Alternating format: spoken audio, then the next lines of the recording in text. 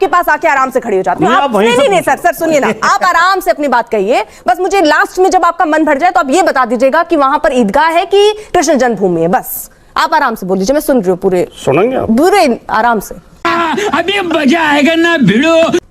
पता नहीं आजकल एंकर्स की क्या आदत हो गई है। हमें आनंद आता है कि विपक्ष के प्रवक्ता को घेरा जाए। हंसी आ गई इस बात पर, छोड़िए ना, मत अंदर की क्यों कर रही हैं आप ये नाटक क्यों कर रही हैं कि वहां से आप चल के यहाँ गई? अच्छा मेरे मैं ये पूछूंगी, ठीक है, मैं यहाँ खड़ी हो, जो आपका सवाल है मैं वापस यहाँ खड़ी हो जाती हूँ। सुनिए, जो आपका सवाल है पार्टी साहब, मैं आपको संतुष्ट करने के लिए मैं यहाँ खड़ी हो गई, आप बताइए। फिर नहीं बोलने मैं बिल्कुल, मामला कोर्ट में है, इसका जवाब न्यायालय देगा। देश में कानून का राज है, ठीक है, देश में संविधान का राज है। बात तो सही है। आप किसी शो में खड़े होकर इस तरह के लोगों में उत्तेजना पैदा करने के लिए इस तरह के बेवजह के सवाल नहीं उठा सकते कि मैं ये बताऊं। तो लेने के देने पड़ गए। राम को लेकर तो इन्होंने चढ़ावा चोरी कर लिया, राम की मर्यादा तो वहां तोड़ दी। यहाँ श्री कृष्ण को लेकर नफरत फैलाने लगते हैं। श्री कृष्ण, सभी धर्मों के लोग श्री कृष्ण से प्रेम करते हैं। रसखान मुसलमान था, उसने लिखा कि मानस हो तो वही रसखान, बसों ब्रज गोकुल गांव के ग्वारन। जो पशु हो तो कहा बस मेरो, चरो नित नंद की धैनु मजारन। जो खग हो तो बसेरो करो नित कालिंद कुंज कदम्ब की डारन।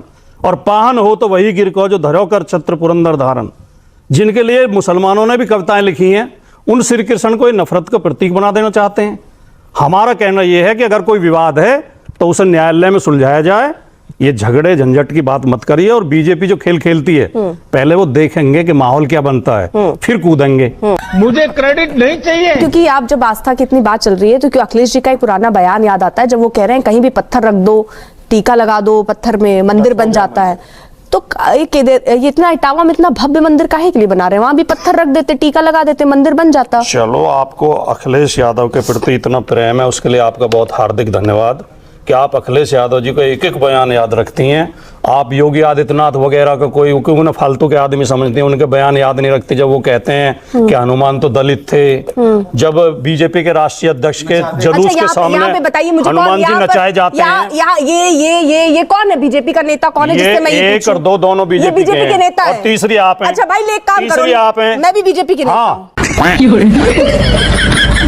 अच्छा, आपकी भाषा बता रही है, आपसे सवाल पूछना, आपका तेवर बता रहा है। भाटी साहब, आप बीजेपी का बचाव कर रही है लगातार। भाटी साहब ये मत कीजिए। आप हमारे ऊपर व्यक्तिगत आरोप लगा रही हैं। यस।